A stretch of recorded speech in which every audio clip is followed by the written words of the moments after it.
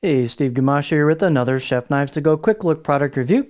And we are looking at the Kuwabara Shidogami or white number 2 Nakiri 165mm knife. So this knife line is unique in that it is pretty much completely done by one blacksmith, Kuwabara-san. And he forges, and it says on the side, he forges his steel and inserts the hard layer between the soft iron cladding. So you're going to get one guy doing that, the forging, the hammering, the shaping, the grinding, the sharpening. It's very unique these days, so this is a very interesting line of knives. He does everything but the handle work. So this line of knives does use a hardcore steel of Shidogami or white paper number 2 reactive high carbon steel from Hitachi. Approximate heat treats around 61 to 63 Rockwell. Construction is on either side of that hardcore steel. You've got a soft iron reactive cladding, so it is an all reactive knife, and that has a Kudauchi or blacksmith finish over the top of that. And it looks like they have lacquer on this blade as well for a protective finish, but that will wear off, of course, over time. And this blade will patina basically all over. As the Kudauchi wears away, it'll patina on that as well. But very easy to sharpen. Shidogami number 2 core steel. The weight and dimensions are definitely going to vary just a little bit from knife to knife, but this particular one is 139 grams or 4.9 ounces. The edge length is around 165 from the heel here, the chin, the back of the heel up to kind of halfway through the tip where it sweeps up. The overall length about 308 millimeters or 12.1 inches. And blade height is 51.6 on this particular knife. The spine thickness is about 3.1 millimeters coming out of the handle, above the chin, the back of the blade, and then about halfway down I measured it at 1.8. And what's cool about this thing is it thins out and gets thinner than that, maybe 1.6, 1.5 as we get towards the end. And so this blade has a little bit of flexibility to it on the front half, but it's a thin hammered geometry to it, and baby does this thing go through product. The edge bevel on it is basically a micro bevel, and it's kind of almost zero ground and a slight convex, and wow, does this thing go through product. It is like an absolute laser through stuff. If I was going to cut sweet potatoes all day, I'd be pulling this thing out. It goes through that. It goes through onions like they're not even there. It's very thin at the edge. I don't know if he grinds them all like this, but like I said, wow, this thing is just a laser. It's an exceptionally good cutter. Doesn't look like it would be, but man, does it work.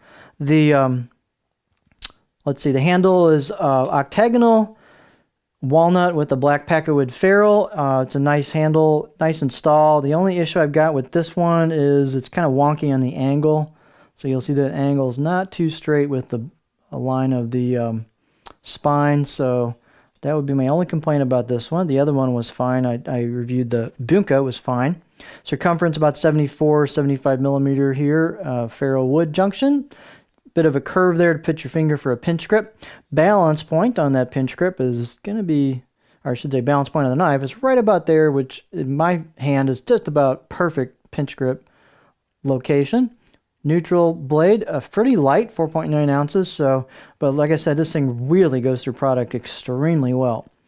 Fit and finish is rustic. You can see some hammered character to it. You can see the Kudauchi blacksmith finish on it. There's an embossed kanji and a maker's symbol there, logo. You've got the core steel peeking out from the cladding, and as said, he sharpens these with natural finishes on my natural stones. So it's a cool look. The right side of the blade just has no logo on it, but it's got the same kind of rustic finish to it. He's relieved the choil pretty nicely, the spine, so it's comfortable right out of the box.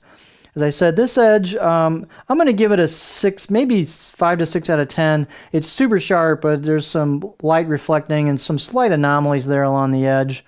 If I was really going to use this, for real, I'd probably tweak that edge just a little bit. But like I said, it comes to almost a zero grind, just about a zero grind. And wow, does that make a difference on the cutting characteristics on this thing.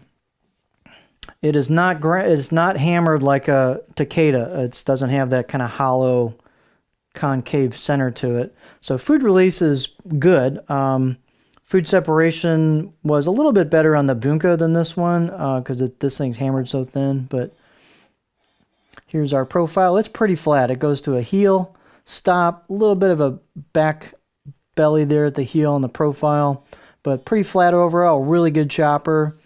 You do have a little bit of a curve to the tip, so you can definitely get up a little bit if you want to rock over stuff, but it doesn't really flow. This one doesn't flow super well. Part of it, this thing is just sticking in the cutting board. It's so doggone sharp, and the edge is so thin. It's hard for me to actually push it. It's kind of pulling in the cutting board. You can see the wood shivings coming up. But there's your profile on it. So anyway, both of these knives have been surprising on how good the performers are. This is just a neat line of knives. I'm glad Mark brought these in. Unique, that they're one man shop, one man doing basically all the work. So you know who the single authorship blade. So this is the Kuwabara Shidogami number 2 Nakiri 165mm knife.